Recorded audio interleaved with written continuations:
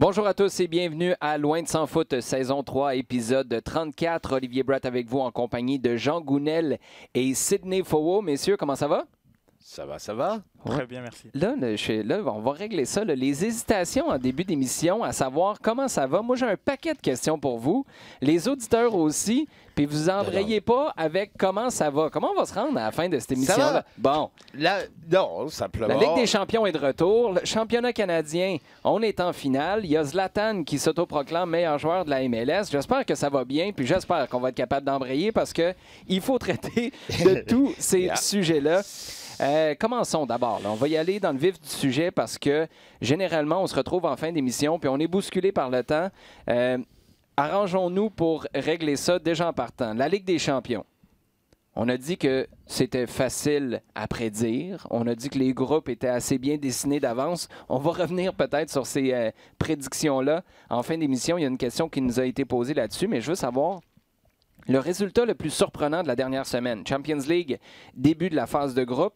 45 buts marqués en 16 matchs mardi et mercredi. Chelsea a perdu à la maison contre Valence. Liverpool qui s'incline à Naples. Les Spurs échappent une avance de 2-0 pour faire 2-2 à Olympiakos. Paris qui explose le Real. Dortmund qui tient le Barça à 0-0 en Allemagne. C'est quoi qui est le plus surprenant là-dedans? Beaucoup de ces résultats étaient très difficiles à prédire, mais qui s'expliquent bien une fois que le coup de sifflet est retenti. Tu dis ça comme un gars qui a mal au portefeuille. Tu as perdu de l'argent cette semaine? Ouais, moi, je pense que je pourrais en témoigner. J'ai perdu beaucoup d'argent cette semaine. Mais je te dirais que le résultat qui m'a, moi, personnellement, le plus surpris, c'est la performance de Paris contre Real Madrid. C'est vrai que sans Neymar, qu'on a suspendu, Mbappé et Cavani, j'aurais pas pensé que Paris était capable d'une telle maîtrise collective face à un Real qui effectivement diminuait. Est-ce qu'il faut commencer à penser que... Parce que là, souvenez-vous du match à Old Trafford l'année passée. C'est quand tout le monde est absent que le Paris Saint-Germain est capable de faire ses meilleurs matchs. Il y a effectivement une corrélation dans le type de comportement que le PSG a lorsque ses stars ne sont pas présents. Parce que ça amène, pardon, excuse-moi, un esprit de corps. Parce que ça amène, ouais, et parce que ça amène une redistribution des rôles. Et tu regardes hier le milieu de terrain, ça tournait. C'était la machine. C'était quoi? Verratti, Marquinhos et Gay. Et Gay, oui, Gana Gay. Wow! Dans le fond, tu es en train de dire qu'il n'y a personne qui se décharge de ses responsabilités en disant Mbappé va s'en occuper, Neymar va nous sortir un exploit individuel ou Cavani va se faire oublier dans la surface. Exactement, il y a vraiment une dynamique qui est très différente où les uns jouent pour les autres et savent aussi qu'individuellement, ils ne sont pas capables de faire de la différence contrairement aux autres. Tu es en train de nous parler de l'Impact de Montréal? Là, ou... On va y revenir parce que Nacho Piatti est de retour et pas à peu près. Excellent parallèle. Mais ensuite, il y a quand même pas mal d'autres résultats qui j'aurais pas vu Tottenham faire 2-2 contre la si, ça c'est Tottenham. Tottenham, c'est Tottenham. Même en menant 2-0. Surtout en menant 2-0. Spurs, man. Spurs. Es-tu un fan d'Arsenal, Jean Gounel? Non. Si tu me demandes, je serais plutôt justement Spurs. Mais, OK. un fan des Spurs réaliste. Toi, Jean, si tu as un match... Écoute, le match de Paris, on en avait parlé un petit peu avant l'émission. Hein. C'est vrai que le match de Paris ressort parce que il y avait beaucoup de questions. On ne s'attendait vraiment pas à ce qu'ils sortent comme ça là pour d'entrée. Moi, ce qui m'a plu, sans que ce soit une véritable surprise, c'est la victoire de Naples sur Liverpool. Parce que... Ça t'a plu parce que Naples a gagné ou ça t'a plu parce que Liverpool a perdu? La manière. Non, justement pas. La façon. Naples. Et ils sont en train de montrer qu'il y a effectivement une façon de jouer Liverpool. Maintenant, si Naples est capable de jouer tous ces matchs cette saison de la façon dont ils ont joué là, waouh! Ouais. Ouais, ils vont aller loin parce que c'était assez impressionnant. Hein, et ce ne sera pas possible. Mais exécution parfaite, ça demande un engagement, un pressing et puis une disponibilité incroyable. Et ça demande, un petit peu de... Disons, un peu de chance dans la mesure où tu vas être limite sur certaines situations que soit Liverpool n'a pas pu prendre, il y a eu des décisions qui ont Dis donc, ils peuvent aller d'un côté ou de l'autre. On va rester comme ça. Il faut que tu aies 2-3 interventions décisives. Et puis Koulibaly. Il a été énorme. Wow, j'étais vraiment très impressionné par Naples. D'un point de vue Liverpool, si on prend une approche un peu plus philosophique, ça va super bien en première ligue anglaise. Est-ce que c'est pas un cadeau en quelque sorte pour Jürgen Klopp qui est capable de ramener tout le monde à l'ordre rapidement pour pas qu'on s'enflamme? Oui, tout à fait. Donc, ils sont à 15 points, ils sont déjà à 5 points d'avance sur City. Et effectivement, comme ça permet à Klopp de rester comme très concentré sur les objectifs.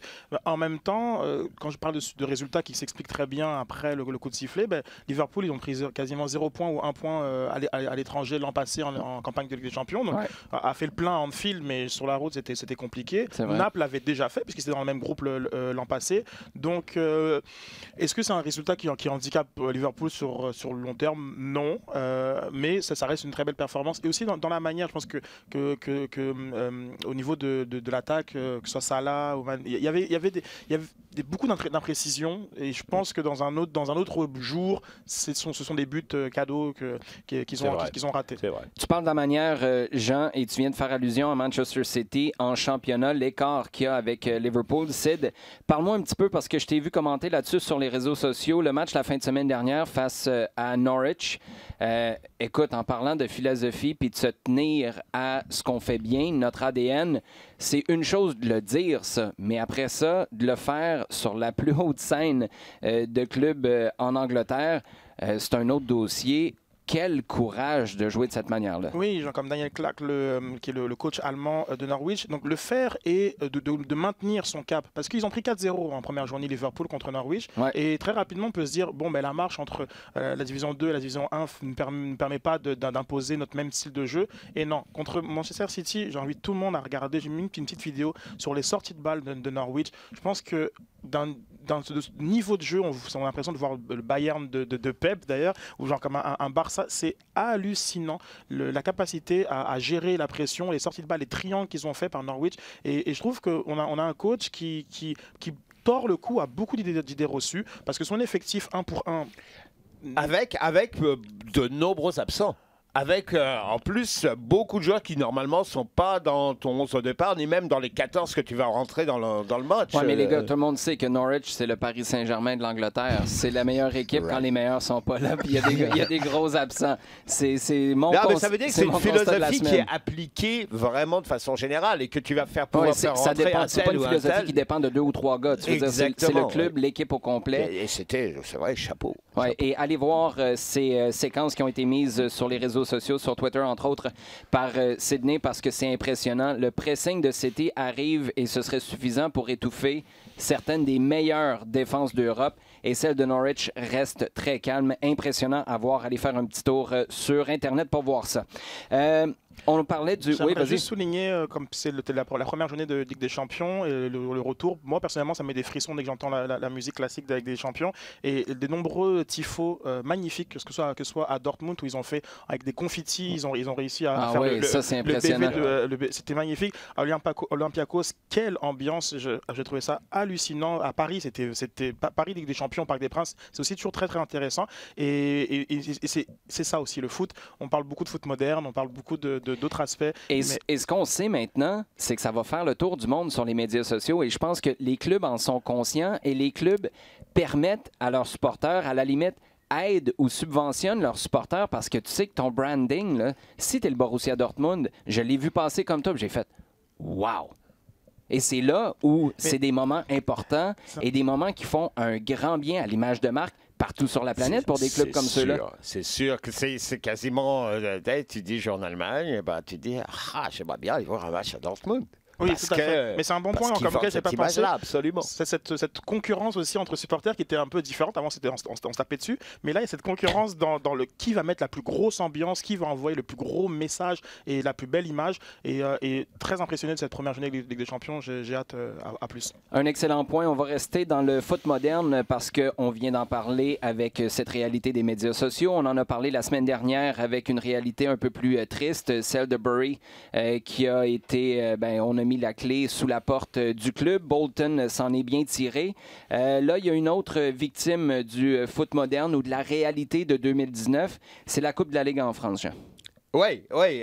Alors, ce qui se passe tout simplement, c'est que la Ligue professionnelle française, donc c'est une compétition qui a une trentaine d'années à peu près, qui était donc réservée aux clubs, qui est un pendant de la Coupe de France qui allait réserver, qui était ouverte aux clubs amateurs et professionnels. Là, c'est une compétition qui est réservée aux clubs pro. Ouais.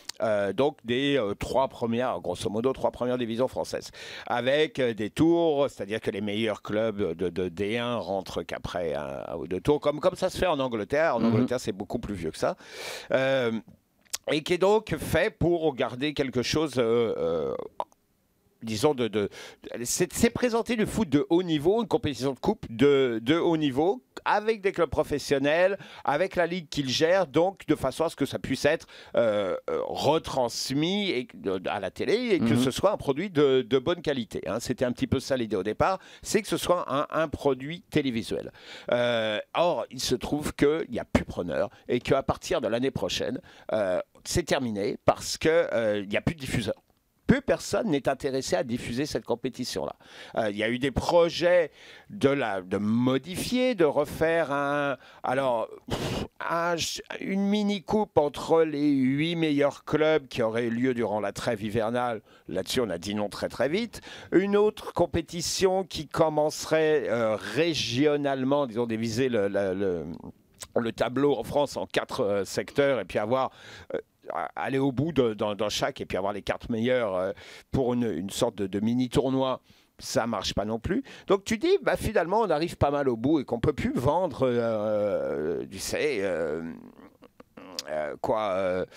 Angers, Valenciennes, alors que c'est vrai qu'en France, le produit a tendance à... Tu sors d'une petite bande de clubs, Paris, Lyon, Marseille, Saint-Étienne, qui sont au sommet, qui vont amener régulièrement du public et des gens à vouloir regarder, des gens qui ne sont pas simplement des supporters locaux, mais des gens qui vont s'y intéresser de façon globale. Et ça marche pas. Je ne sais pas ce que tu en penses, Sid, mais je me demande à quel point ça s'inscrit, si on parle de réalité 2019, dans tout le changement qui est en train de s'opérer, pas juste au soccer, mais partout sur la planète. C'est même pas exclusif au sport de manière générale, en fait. Le passage vers le web, là, tu as un paquet de compétitions qui vont avoir de sérieuses questions à se poser et qui vont peut-être avoir besoin de sacrifier quelques éléments, que ce soit des dollars ou de la visibilité je ne veux pas dire en amorçant parce que c'est déjà amorcé la transition vers le web, mais quand ça va vraiment arriver en Europe, ça va être un ajustement majeur. Il y en a peut-être d'autres, des compétitions comme celle-là qui pourraient disparaître. Oui, tout à fait. Ça fait assez longtemps quand même que la Coupe de la Ligue est décriée en France. Elle n'a pas le prestige de la FA Cup en Angleterre. Mais c'est vrai que peut-être que c'est une erreur depuis 30 ans, son format. Parce que quand les gens parlent de découpage géographique, c'est comme ça que la Coupe d'Allemagne est faite dans ses tours précédents. Et donne un énorme sentiment d'identité. Il y a d'abord une identité régionale pour chacun de sortir de son lander. Mais ça se prépare. Et c'est pour ça que je te dis qu'il faut que tu vois le coup venir, puis il faut que tu te positionnes de cette manière-là. Si tu veux t'en aller sur le web et tu n'as même pas cet attachement géographique pour une compétition qui est de second ou de troisième ordre, mais t'es foutu. Tout à fait. Et puis je pense que en France, si la compétition avait commencé de cette nature-là, avec par exemple la concentration de clubs qui est en Bretagne ou en Provence, Côte d'Azur, il y aurait quelque chose de vraiment très intéressant en France. Donc malheureusement, il y a une concurrence dans la capacité de diffuser du contenu déjà produit. Le problème de la Coupe de la Ligue, c'est qu'il faut le produire, le contenu. Ouais. Alors qu'aujourd'hui, les chaînes peuvent se permettre de payer pour de la diffusion de contenu qui est déjà produit ailleurs. Donc peut-être que c'est plus simple de diffuser de la MLS. On aurait juste à diffuser de ce contenu-là plutôt que de produire. En bon français, t'ouvres la Switch. Exactement. Oui, c'est vrai, c'est un très très bon point. Et une concurrence de contenu. Et puis aujourd'hui, on le voit, il y a quand même une boulimie, puisqu'on a accès à beaucoup de soccer. Et à ce moment-ci, une coupe comme celle de la Coupe de la Ligue n'est pas rentable pour les diffuseurs français. Le chèque, es-tu rentré, Sid? Celui de Don Garber. Là, tu es en train de faire la promotion de la MLS à la place de la Coupe de la Ligue en France. Don Garber et M. Dan Courtemanche, son bras droit, ont certainement signé un petit chèque envoyé chez Sid. Les gars, si vous le permettez, on va passer à notre segment à domicile. On va parler de l'Impact de Montréal parce que je suis très, très curieux de savoir, vous retenez quoi de la dernière semaine? Depuis qu'on s'est parlé, dernier loin de s'en foutre, l'Impact a été humilié 1-0. Et oui, je dis humilié 1-0 parce que l'adversaire, c'était la pire équipe de l'Est samedi dernier, Cincinnati, qui est venu battre l'Impact ici au Stade Saputo. Après, on se reprend en milieu de semaine avec un magnifique but, un bijou de Nacho Piatti qui donne une victoire de 1-0 à l'Impact en championnat canadien face au Toronto FC. Joey Saputo est descendu dans le vestiaire. Wilmar Cabrera nous a fait des références à Narcos. Là, j'ai la tête qui tourne. Les gars, vous retenez quoi, Sid? En un mot, je te dirais intensité. Le manque d'intensité, l'absence d'intensité contre Cincinnati, où pour moi, j'ai mis beaucoup de temps à me remettre du but au bout de 30 secondes. Pendant au moins 20 minutes, je pensais que c'était une blague. T'es pas tout seul? Qu'il y avait un prank, qu'il y avait des caméras sur moi, parce que je me suis dit... L'Impact a mis 97 minutes à s'en remettre. Et puis, genre, comme j'ai adoré dans ton billet, lorsque tu mentionnais les 8 minutes de temps additionnel, parce que lorsque j'ai vu le chiffre 8, je me suis dit, qu'est-ce que je fais? Faut que je parte, parce que c'est vraiment une horreur. Ouais, juste pour préciser, ce que je disais à ce moment-là, c'est qu'à 1-0 face à la pire équipe de l'Est, tu vois 8 minutes de temps ajouté quand tu perds 1-0 à la maison, tu vois ça comme une opportunité. Et là, ça a été le contraire. J'étais au stade sur les lignes de côté, encore une fois, comme c'était le cas 2 semaines auparavant, puis je me disais, oh, le supplice continue. Donc Cincinnati, c'est ça. Et puis je reste sur le mot intensité parce que même si en termes de contenu, c'était pas nécessairement extraordinaire ce qu'on a vu hier, en termes d'intensité, ça n'avait rien à voir avec quasiment toutes les performances de l'année pour l'Impact de Montréal, qui pour une des rares fois, en tout cas, s'est mis au niveau de l'enjeu, dans l'envie, dans le caractère, dans le cœur. Et en première mi-temps, dans le jeu aussi, ça jouait quand même. Il faut dire qu'en face, il n'y avait pas d'Altidore, il n'y avait pas de Pozuelo, mais l'Impact a quand même offert du jeu de qualité intéressante pendant quoi, 30-35 minutes? Oui, donc, comme il y a une belle pression, mais en termes de circuit de jeu, on sent que c'est une équipe qui était assez approximative. C'est un nouveau système de jeu. Et mais approximatif, c'est déjà beaucoup mieux que les dernières semaines. Ouais, exactement. Vas-y. Non, c'est ça. Et puis, et encore, je pense que Wilmar Cabrera est encore, je dirais, en train de... Je ne pense pas qu'il ait la solution qu'elle se soit imposée à lui. Mais ce qu'il a montré, par exemple, hier, c'est que tu es capable de faire jouer Taider, Piatti, Boyan, qui sont essentiellement les 3 joueurs dont on va attendre le potentiel créatif le plus important. Ouais. Tu es capable de les faire jouer ensemble. C'est vrai. Moi, personnellement, entre les lignes, derrière l'attaquant, j'ai aimé Saphir Taider. Très décevant de le voir se prendre un carton jaune stupide en fin de rencontre pour avoir rouspété auprès de l'officiel, ce qui va le priver d'une présence en finale. Ça, c'est vraiment, vraiment décevant parce que plus tôt cette année, j'ai eu l'occasion de m'entretenir avec lui puis je lui avais demandé, j'ai l'impression que tu te retiens un peu plus quand tu as le brassard de capitaine. Et il avait dit, c'est vrai, j'ai des responsabilités qui sont différentes. Là, il l'a échappé parce qu'il a été crucial, à mon sens, en première mi-temps dans l'animation de l'équipe. Tu as tout à fait raison de le souligner. Jean-Wilmar Cabrera l'a placé là et ça a eu un effet domino parce que Piatti peut être un peu plus libéré, Boyan peut faire des appels en profondeur, pas obligé de toujours venir en décrochage, mais là, tu ne pourras pas avoir le même scénario. Alors là, pas du tout mercredi prochain à Toronto. Déjà, en plus, dans une configuration où tu sais que là-bas, avec le résultat, tu vas devoir subir un autre type de pression, un autre type de match et de jeu. Maintenant, je dirais, OK, on va poser une petite question. Là. Qu'est-ce que vous faites, les gars? Parce que là, en ce moment, je fais un podcast avec vous autres. Je pense que ta question va au-delà de ça. OK, on arrive sur la fin de saison. Il y a cette opportunité qui est là de championnat canadien. Ça ouvre quoi? La Ligue des champions. Ça ouvre quoi? Alors, qu'est-ce qui se passe? Avec quel joueur? Avec quel entraîneur? La Ligue des champions? Programme? La Ligue des champions. OK, fait que là, on est déjà en train de parler de la Ligue des champions. Ben, écoute. Non, mais c'est tout à fait correct, mais tu as raison parce que... On est à un match de cette finalité-là. Oui, 90 minutes, puis tu es en position. Tu gagnes 1-0 sur papier.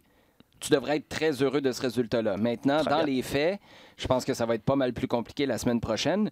Mais on a tellement parlé de la Ligue des champions avant la finale du championnat canadien et c'est tout à fait légitime parce qu'on a vécu quelque chose d'exceptionnel en 2015 et c'est une façon de montrer l'enjeu d'une finale comme celle-là et d'expliquer aux gens à la maison l'intérêt de suivre une rencontre comme ça face à Toronto, que ce soit ici cette semaine ou à Toronto la semaine prochaine. Moi, le problème que j'ai avec ça, c'est que la carotte, elle ne fonctionne pas pour l'équipe.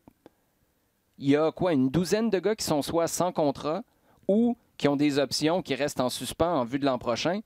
Tu vas motiver ces gars-là en leur parlant de l'hiver?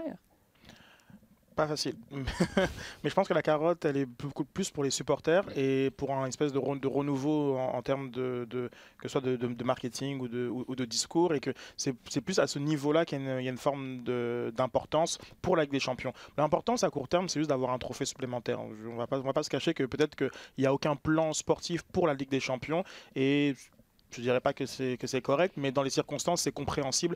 Maintenant, l'Impact veut mettre son nom, comme en 2014, sur le trophée canadien, et que par la suite, les supporters, on parlait des renouvellements, d'abonnements, dans une perspective de croire en quelque chose, et dès le mois de février, si je comprends bien, c'est pour moi, la vision pour le club de cette Ligue des Champions-là. Mais sportivement, effectivement, comme tu le rappelles, vu le nombre de joueurs qui ne sont pas sous contrat, enfin, qui sont en discussion de leur avenir, je ne pense pas que nécessairement il y ait quelque chose de prévu sportivement par rapport à ça. Mais attends, ok, là, pour l'idée, effectivement, sauver la saison, amener quelque chose, amener un titre, c'est tout à fait logique, tout à fait louable, c'est certain. Nous, en fait, l'idée, c'est un petit peu, on est là pour poser ce genre de questions-là, d'accord? Dire, OK, à quoi on peut s'attendre? On a, comme tu dis, des joueurs dont le statut est encore incertain. Ouais. Idem pour l'entraîneur. Ouais, que ce soit Cabrera ou un autre au bout du compte. Soyons gentils et disons qu'il est incertain. Parce que moi, si vous posez ma question, je vous dis qu'il est très certain déjà parlé le futur de l'entraîneur en ce moment. Et au bout du compte, que ce soit Cabrera ou un autre, ce sera la même chose.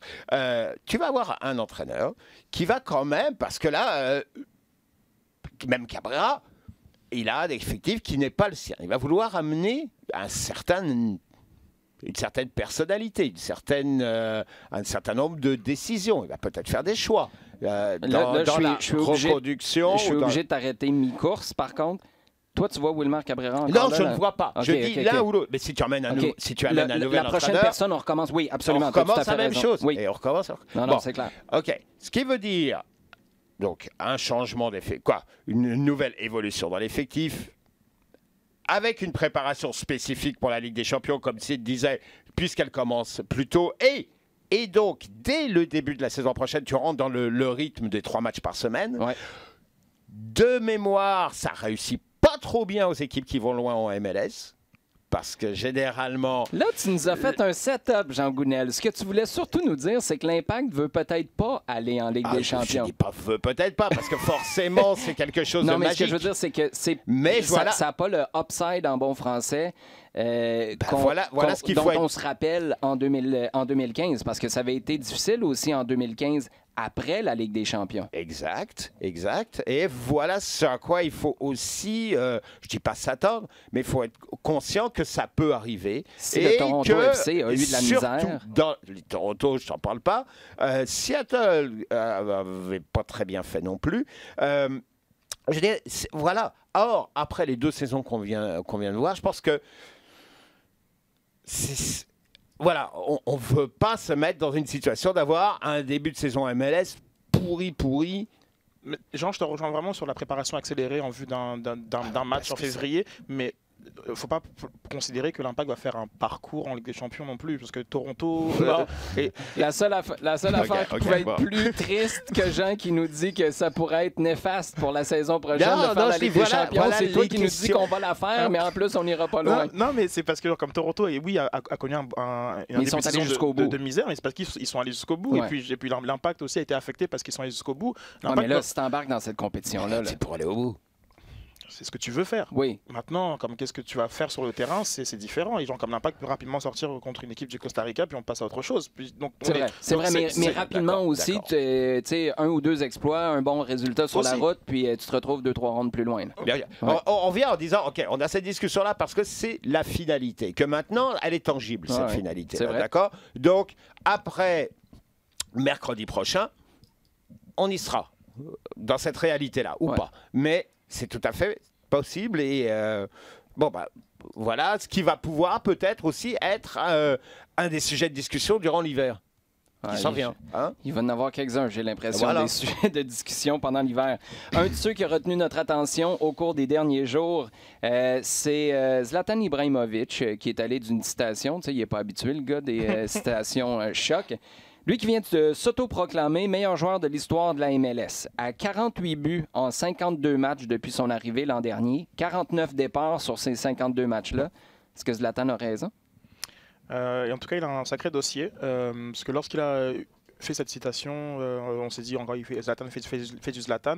Mais après, on est obligé de se poser la question, de se demander, effectivement, est-ce que c'est lui le meilleur joueur ou celui dont le trophée de meilleur joueur porte son nom avec Landon Donovan.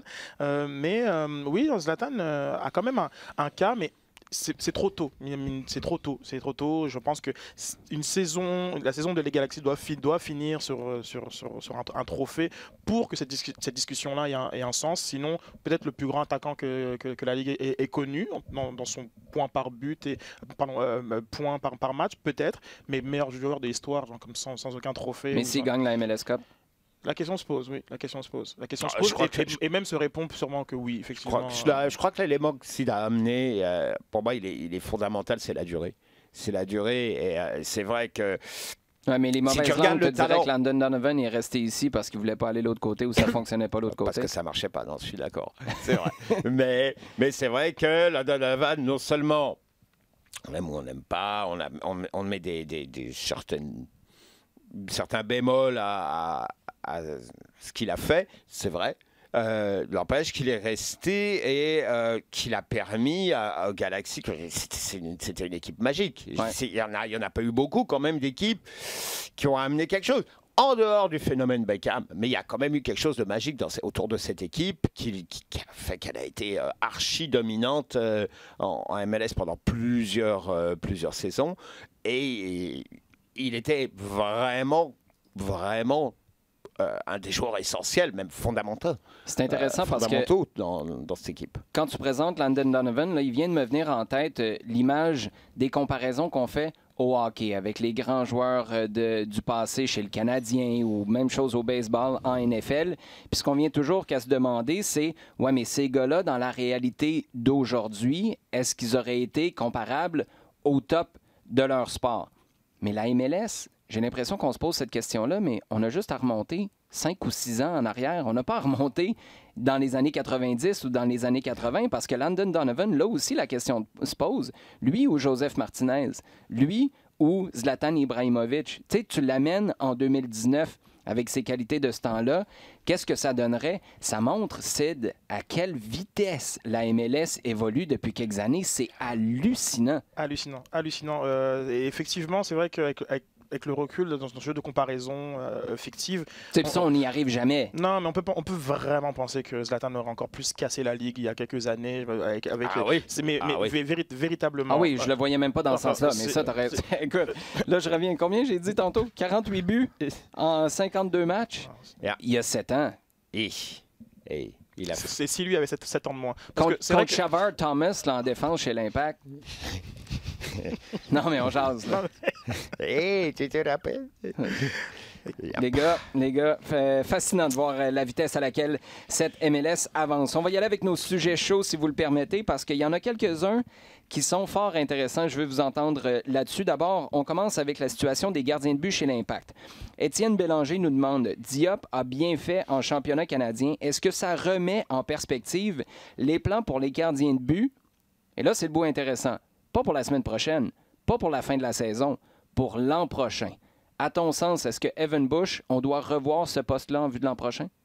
Oui, à mon sens, oui. Je pense que Evan Bush... Pour Clément Diop?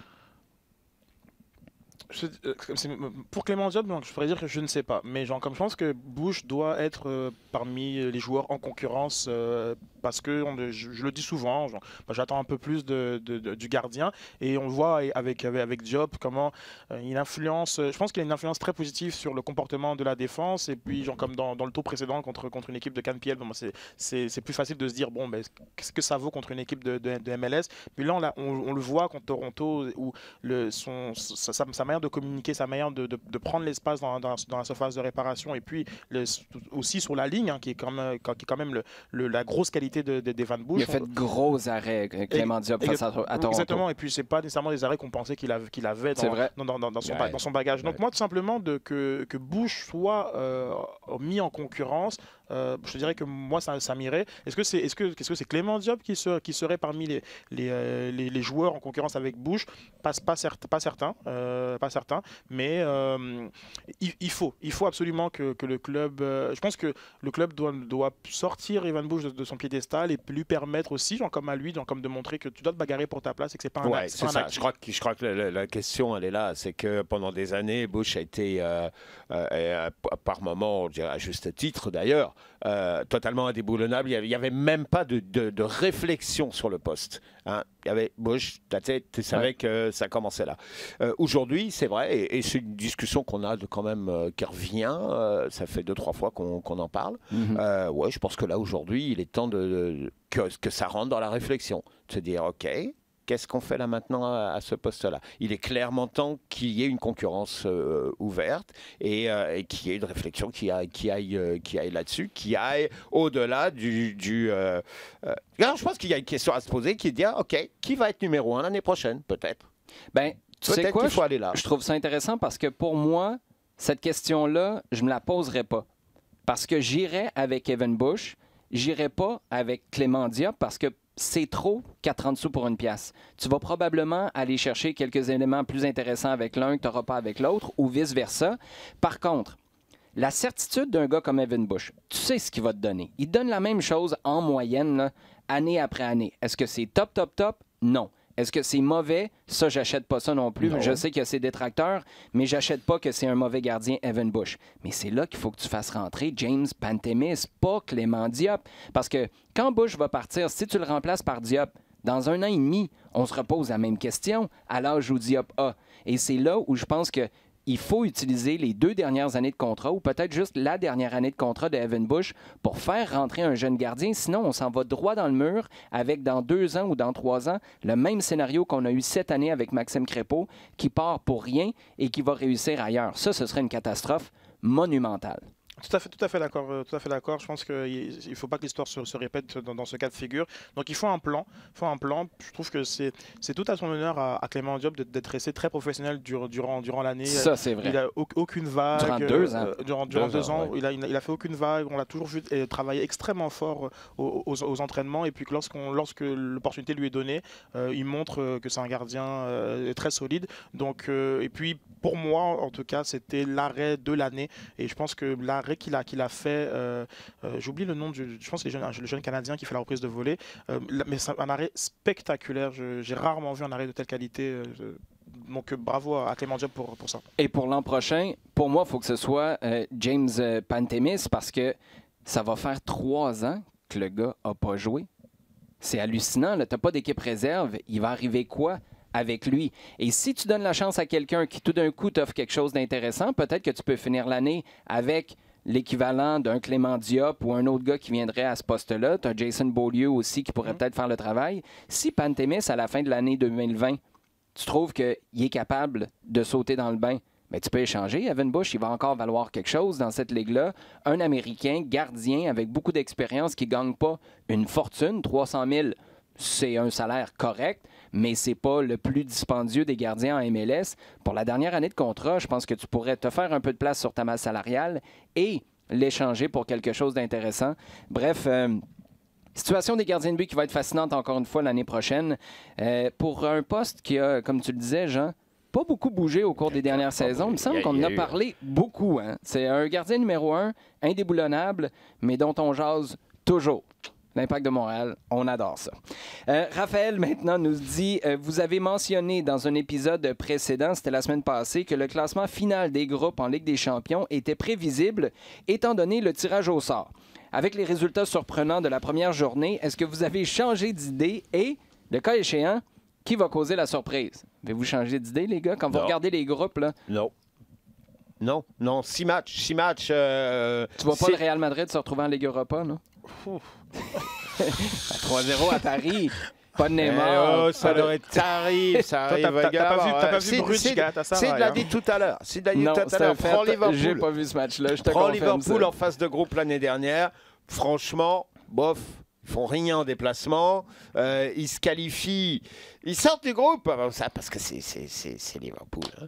Ils se qualifient lors du dernier match de groupe contre Naples. Et c'est quoi? C'est un arrêt de Alisson à la dernière minute qui leur permet de se qualifier parce que sinon ils passent à la trappe. Je ne sais pas si tu te souviens. Donc, non, je pense pas qu'on...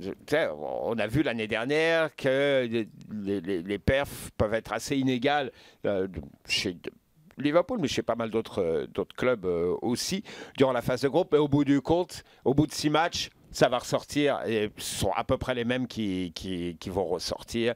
Et je pense pas que sur une première journée, début septembre ou mi-septembre, on puisse vraiment avancer et se dire qu'il va y avoir des grosses surprises. Non. Bruges, Galatasaray, c'est laquelle la grosse surprise qui s'en vient, Sid? C'était vraiment une purge. J'ai regardé ce match, mais je sais pas pourquoi d'ailleurs. Mais pour répondre à Raphaël... Moi, j'ai l'impression que je le sais. T'avais combien sur ce match-là? Honnêtement? C'est ça. J'avais Bruges vainqueur à la mi-temps. Mais bon, bref, surprenant, oui, pour mon portefeuille.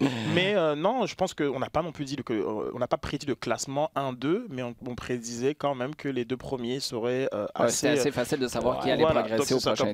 Pour pas nous faire dire ce qu'on n'a pas dit, mais je reste persuadé que sur 6 journées, on verra une lecture très basique avec des champions, avec les chapeaux 1 et chapeau 2 qui sortiront à très très grande majorité de leur groupe. Hâte de voir ça. 6 journées, c'est pour ça qu'on l'aime, cette phase de groupe de Ligue des champions. Ça se passe sur plusieurs mois, puis un 3-0 de Paris à la maison peut vite se transformer en 3-0 du Real au Bernabéu. C'est ça. Bon, il y a Tottenham. Bon, encore. Hein? Le fan de Tottenham qui revient. Qu'est-ce que tu veux nous dire sur Tottenham? Non, j'ai OK. Qui passerait pas? Il faut remettre... non, mais avec eux, il y a toujours... C'est Tottenham. Il y a toujours quelque chose qu'ils sont capables de sortir. Mais c'est Olympiakos, puis c'est le Red Star hein, qui est dans ce groupe-là aussi, si je ne me trompe pas. Oui. Ça, c'est des déplacements compliqués. En début de semaine, j'en parlais avec des collègues à la radio et je disais, te déplacer en Grèce, c'est pas le fun. Aller au Red Star, non plus. Et là, si tu échappes des points et tu en échappes trop, tu peux vite te retrouver dans le trouble pour la phase retour, les 3 derniers matchs d'ici Noël. C'est ça. Ben, c'est ça. L'an dernier, Liverpool était dans le groupe avec Naples et puis l'Étoile Rouge et Paris. L'Étoile Rouge, ça s'est mal passé leur déplacement là-bas. Et effectivement, ils se retrouvent, limite sur le dernier match. Ouais. T'es toujours limite sur le dernier match quand t'es dans le tunnel à Belgrade. Là, c'est jamais facile. On termine, les gars, avec la question la plus facile du lot. Question du staff. Est-ce un problème de voir Joey Saputo redescendre encore une fois dans le vestiaire de l'Impact? Parce que ça s'est fait, là, si je comprends bien, Sid, tu peux peut-être me corriger si je me trompe. Joey Saputo est descendu 2 fois plus tôt qu'une cette semaine, samedi après la défaite face à Cincinnati, pour faire entendre son mécontentement auprès des joueurs et, je présume, du staff. Et là, il serait descendu mercredi aussi, mais pour démontrer sa satisfaction. Bon, comme quoi, on dit... Le constat, c'est quoi? Ça s'annule? Oui, c'est bon ça. Le président Joe Saputo qui descend dans les vestiaires. Non, le propriétaire. Non, attendez, j'ai moins de problème. J'ai moins de problème avec le président Joe Saputo qui descendrait dans les vestiaires. Le propriétaire, j'ai quand même un peu plus de misère avec l'idée. C'était pour partager ses sentiments, pour reprendre ses mots samedi dernier. Je crois que c'est légitime, qu'un président se soit impliqué. On peut dire que les vestiaires, c'est peut-être quelque chose d'un peu sacré. Un de l'autre problème, c'est la fréquence à laquelle ça arrive, c'est la manière à laquelle ça arrive, et puis et de pas oublier non plus sa propre responsabilité sur ce qui se passe sur le terrain. Donc de montrer un mécontentement, très bien, mais comme lorsqu'on a participé aux décisions qui font en sorte qu'on est mécontent, peut-être qu'on n'a pas besoin de descendre dans les vestiaires et juste regarder dans le miroir, ça peut aider aussi. Donc pour Joey Saputo, je pense que c'est très, on va dire, européen, pour prendre l'expression. On voit des présidents parfois qui vont dans les vestiaires, mais de le faire aussi souvent peut faire perdre un petit peu le côté important et nécessaire de ça, et aussi de ne pas le faire non plus quand ça va bien, parce que là où c'était très ironique, hier on l'a souligné qu'il est venu pour quand ça allait bien, mais c'est très rare qu'on entende ça. Ouais, mais ça c'est juste du PR, Sid. Non. Si ça avait été l'habitude, on l'aurait entendu, ça fait 25 ans. Exactement, et que on le voit aussi, des gens comme Jean-Michel Aulas, qui est un président qu'on prend souvent en exemple, mais quand il y a des très belles soirées de Lyon, ben, il est très souvent avec ses joueurs, tout chemi-chemi, et ça fait une sorte d'équilibre dans le sens où on n'est pas surpris de sa présence dans les vestiaires. Il est proche des joueurs dans les vestiaires quand ça va bien ou quand ça va mal. Alors que Joey Saputo, c'est très souvent pour aller kicker des poubelles qu'on entend qu'il est descendu, et là il faut aussi lui renvoyer à sa propre part de responsabilité sur les situations sportives du club. Bon, c'est un délit. C'est vraiment pas nécessaire.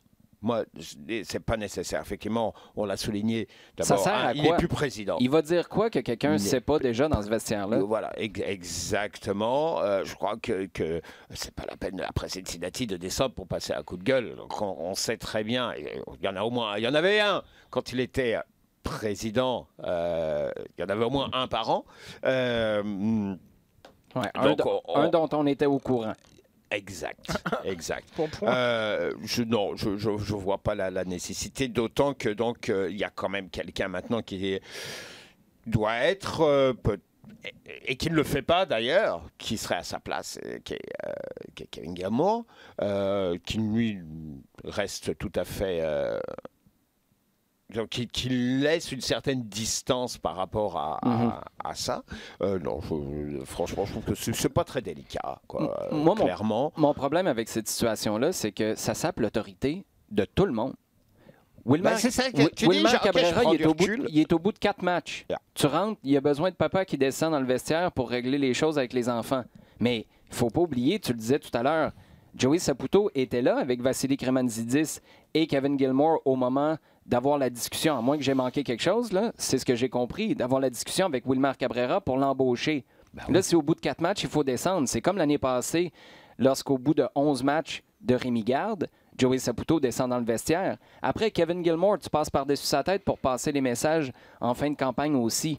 Je veux dire, qui est en position d'autorité en ce moment? Ça donne l'impression que les gens qui sont là en place sont juste là pour les moments où, bon, ça paraît bien de laisser les gens travailler, mais quand il y a des situations vraiment difficiles, on leur donne pas la responsabilité de régler les choses. On débarque puis on pique une crise. Alors que tout le discours du début de saison, c'était justement ça. Je prends du recul pour laisser quelqu'un prendre ce genre de décision-là, être la personne sur le devant de la scène, responsable, qui va parler, qui va s'expliquer, qui va parler du club, qui va représenter le club. Et là, c'est le naturel qui revient au galop. Justement, et ce naturel-là, pour moi, que ce soit par des conseils d'autres personnes ou par une introspection de Joey Saputo lui-même, la fin de semaine dernière, si tu sens qu'avec un mauvais résultat, tu peux exploser, reste à la maison. Et la meilleure occasion d'envoyer un message fort, ce serait de ne pas rester à la maison, parce que ça, c'est toi envers toi-même. Ce serait de te présenter au stade. Et comme on l'a fait, parce que je présume qu'on était très heureux que ça coule dans les médias, que Joey Saputo était dans le vestiaire pour partager son plaisir d'avoir vu son équipe battre le Toronto FC 1-0. Bien là aussi, fait couler l'information comme quoi, dans le passé, je serais descendu dans le vestiaire. Mais là, j'ai un président en qui j'ai confiance. J'ai un nouvel entraîneur qui est là, qui a la responsabilité de faire gagner l'équipe. Vous savez quoi? Je fais exactement le contraire que j'aurais fait d'habitude. Je rentre à la maison. Fais couler ça dans les médias ou fais couler ça.